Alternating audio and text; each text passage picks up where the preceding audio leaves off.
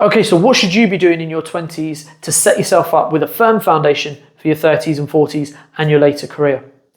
Now, this is a really interesting question. I had a conversation with a mentee about this week, and the overarching ideology behind the session was that this person didn't know how to balance the responsibilities that life created for them and that they had to adhere to in their life against the desires, the expectations, and the developmental pathway that they preferred or would have liked for their career. They were torn. They didn't know which one took precedence.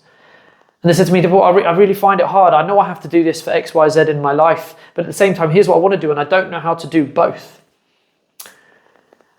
And I really wanted to give you guys a set of principles that I wish I'd got when I was in my 20s, so that when I'm thinking about these things, I'm thinking about them from a direction or from a perspective of how it can set me up, or how it can have an influence on my later life and my later trajectory.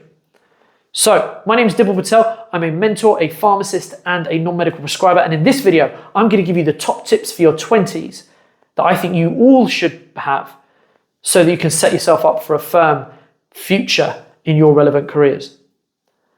Now, first and foremost, I'm a healthcare professional, so a lot of what I'm going to say is going to resonate with healthcare professionals. It might not resonate with those of you who are outside the healthcare industry. I will try and make it as relevant as I can, but if it doesn't, get in touch, and if there is something we can discuss with regards to your specific industries, I'll try and help as best as possible. Otherwise, let's get straight into it. Principle 1. The first principle is spread your wings. Now, this is something that will resonate with everyone. When you are new to any profession, the majority of you, unlike my mentee from this week, the majority of you will have very few responsibilities, both financial, social, familial, all the rest. There'll be very few of these. You'll be in this sweet spot where you have access to money through your income, and at the same time, you'll have a lot of time to then take a few risks. And I advise you to spread your wings and get experience across the breadth of your profession. Now, there's a really fundamental reason behind that. The reality is you get older, life takes over, life starts putting certain restraints on what you can do. Life starts imposing responsibilities on you. And it can be then really hard for you to try and find that new lease of life, that new lease in your career, is to try something different. Often people define that as a midlife crisis.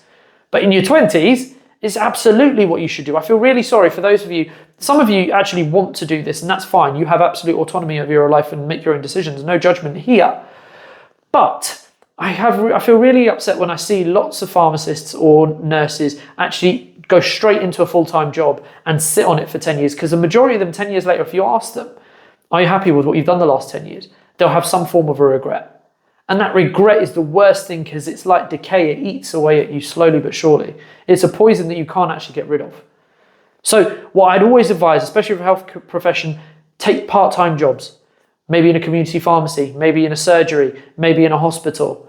Look for part-time opportunities so you can share your work across different environments. Because not only will that give you, shall we say, exposure to a clinical development plan from different sectors, it will also give you exposure to those different sectors and what they demand. So their challenges, their threats, their opportunities, their strengths, their weaknesses, the demands that they will have on you as an individual. Because some point in the future, you're going to have to choose. You're going to have to choose a relevant field to become more of a specialist in. I would argue, if you're going to be doing something for 30 years, which it's a job at the end of the day, we're going to be doing it for 30 years, you might as well do something you enjoy. And how do you find something you enjoy? By trying everything you can possibly get your hands on and getting experience in loads of different areas so that you can decide for yourself, what do I enjoy? What can I do for 30 years without feeling like I'm wasting away, I'm not fulfilling my potential or getting the best out of my career? So spread your wings in the first 10 years, because that's really going to put you in a good position to make an informed decision when you have to get into it later on and have to make a decision later on. That's the first principle.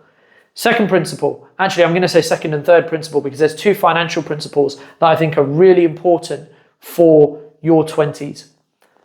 And I'm going to start at the end. By your 30s, I wish someone would give me literally the following line. By my 30s, I should have A, paid off my student loan, B, have a strong pension that I've been paying since I qualified, and C, I should have saved up enough at least for my first home. I wish that had been the line that I knew about at 23, and if I'd done that, I'd be in a much better position than I am now. The reality is that for most of you, you're going to come out of university with a lot of student loan and student debt. You're going to come out with a very low starting salary for a lot of you, especially working in the NHS.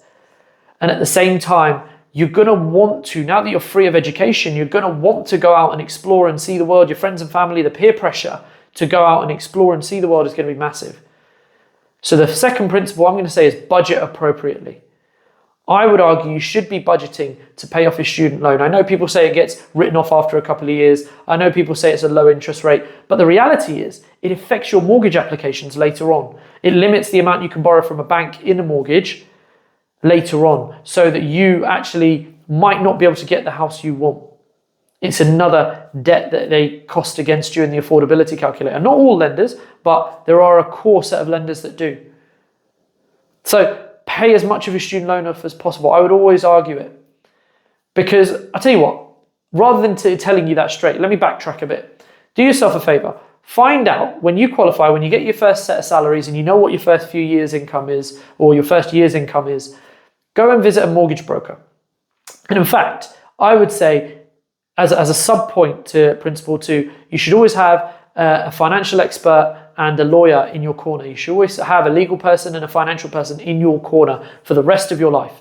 Those are the two people you need to make very close relationships with outside of your profession, because you need to know how decisions you make are going to impact you financially and legally. So always have them for advice if you ever need them. Okay, but tell you what, do this. It's actually quite clever. I'm thinking of it on the spot. So once you start getting your salaries, go to a mortgage broker. Find out, based on your salaries, the maximum mortgage you could get based on your salary. Add about 20% to that, which would act as your deposit for your property, your first house. And then go out in your local area where you want to live and find properties that you can buy within your valuation, within your affordability. If you like what you see and you're happy with that and you're content with that, by all means, don't pay off your student loan. Start saving for a house straight away because you're okay with that. That's fine.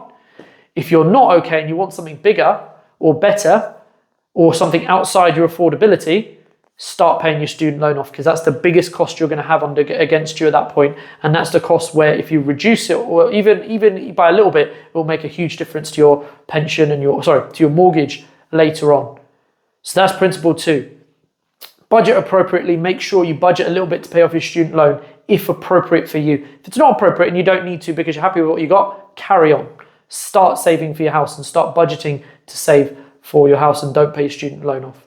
But at the sub point to put principle 2, make sure you have a legal person and an accounting person in your corner at all times so that you can get that advice if you need to. Because at the end of the day, we're not accountants, we're not lawyers, we're pharmacists, nurses, dentists, whatever we are. We're not going to have the legal and financial information and knowledge that they have, but tapping into their knowledge will help us make good choices throughout our working career.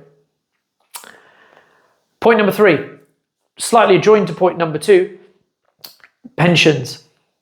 You must start from day one paying into your pension, whether that's your private pension or your NHS pension or your workplace pension, whatever it is, pay into a pension from day one.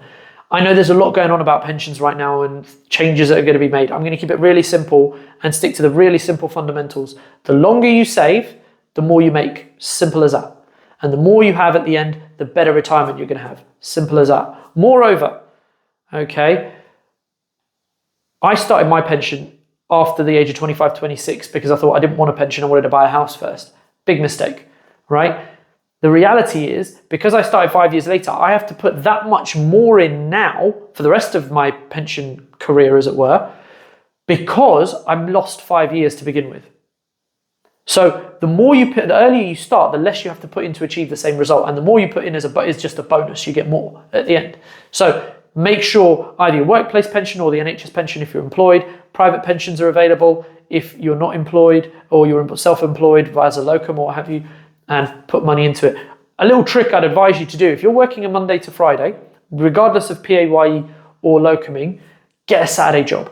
Your Saturday job pays for your pension. Your Monday to Friday job then pays for paying off your student loan, saving for a house, and enjoying yourself a little bit with that excess cash and that cash flow, going out and doing things you should do. The Saturday job, now you know why it's there, you're likely to stick to it long term, it'll become part of your routine. Get into the ideal of getting a Saturday job. If you're not able to locum because you're not a healthcare professional, have you, get a side hustle that you do on Saturday. Try and find yourself a Saturday source of income, because that Saturday source of income is going to pay into your pension. Meanwhile, your Monday to Friday will pay for your life. It's a really good trick that I'd advise anyone in their 20s and 30s to do. Principle number four, enjoy yourself. Once you've put aside your budgets for your house or your student loan or your pension or what have you, with the rest of the money, don't let it just sit there in savings. Spend it, enjoy yourself. Go out, spend time with friends and families, go on holiday, organize the money, learn to organize the money so that you're saving for a holiday. I would put whatever's left, I'd put 10% aside because I want one holiday a year out of that.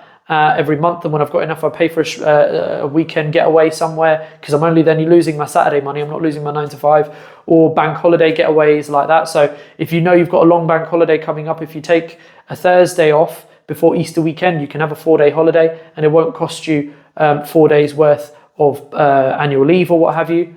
So use those little tricks to get away when you can, because at the same time, when you're working hard, you need to at the same time realize that you need to justify that. You need to give yourself a reason to keep pushing.